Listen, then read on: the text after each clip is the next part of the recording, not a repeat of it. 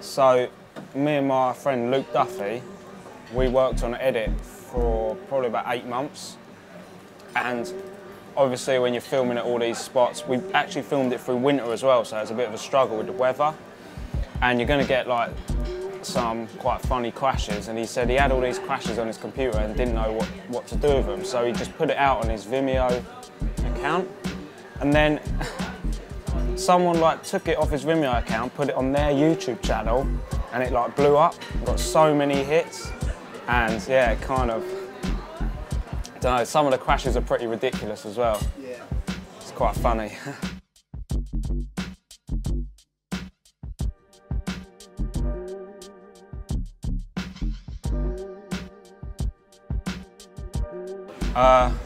I don't know. Well, to be honest, they don't always, but I don't know. It's just how you fall.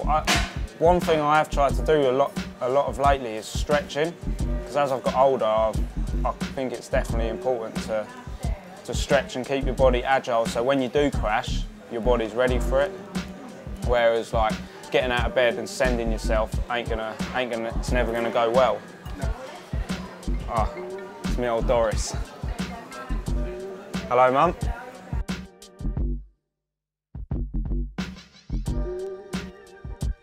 That one was quite a few years ago.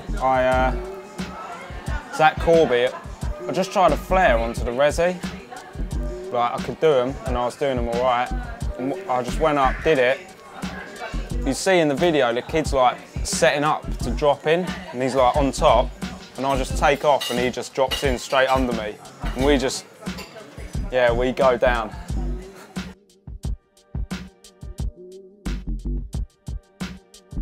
I've not got a clue, but every time I come back from a trip, I'll just throw my boarding pass in this little box I've got at home. And the other day I looked at it, I was like, holy shit, there's a lot of tickets there. And I got them all out and like, yeah, it's good. It brings back a lot of memories.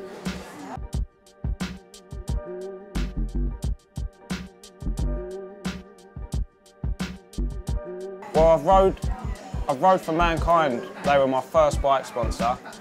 I've rode for them for probably 7 or 8 years now, and I quite like the fact because you see everyone in BMX now and they've got a different sponsor each week, and I'm quite happy that I've stayed with one company and we've like got a good relationship, and we're working on a few projects now, and like they're always doing rad trips.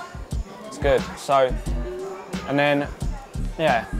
About a month, it was only like 2 weeks ago actually, we was in Seville, and it was such a good trip. We had like the sickest house with a pool, and then every day we were going out riding the best spots, and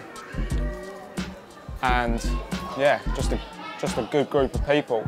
It was sick, one of the best trips, yeah, it really was.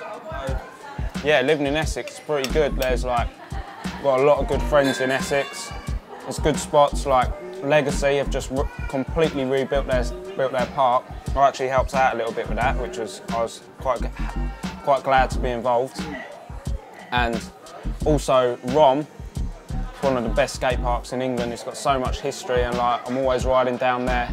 So and then all the boys in Essex are the best group of lads. Like they're always up for beers, always up for good times. Like whenever there's nothing going on, we'll be like, what do you want to do? Let's go camping, or let's go party in Brighton, or always like the best times with these boys, like Bill, Ginge, Jay.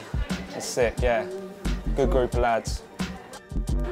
Another trip I've been on is the train trip, it was amazing. Like it was me, Jason Phelan, Andreas from Estonia, Mole, and Joe Bailey, and it was a group of crazy guys, and what we did was we bought a rail pass, which means you can go anywhere in Europe, and we had that for 2 weeks, and we flew to Poland, and we literally had no plans. Stayed in Poland for a couple of nights, and we worked our way down to, the boys ended up in Serbia, but I ended up breaking my ankle and had to fly home in Budapest.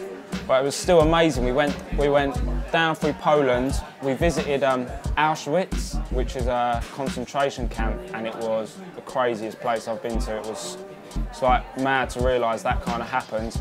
Then worked our way down through Slovakia, Austria, Hungary, yeah, quite a few countries. I think we did 6 countries in all over 2 weeks, and the great thing about it was there was just no plans. I think that's the best way to do a trip, if I'm honest. I really don't like the way BMX is going, the way it's become so separated, the way that if you're a street rider, you won't ride park, or if you're a park rider, you won't ride street. It's almost becoming like 2 completely separate sports. And I like to think of myself as being able to turn up at a spot, whether it be a skate park, a street spot, a set of trails, a flat rail, and just be able to ride anything and be able to session with whoever's there.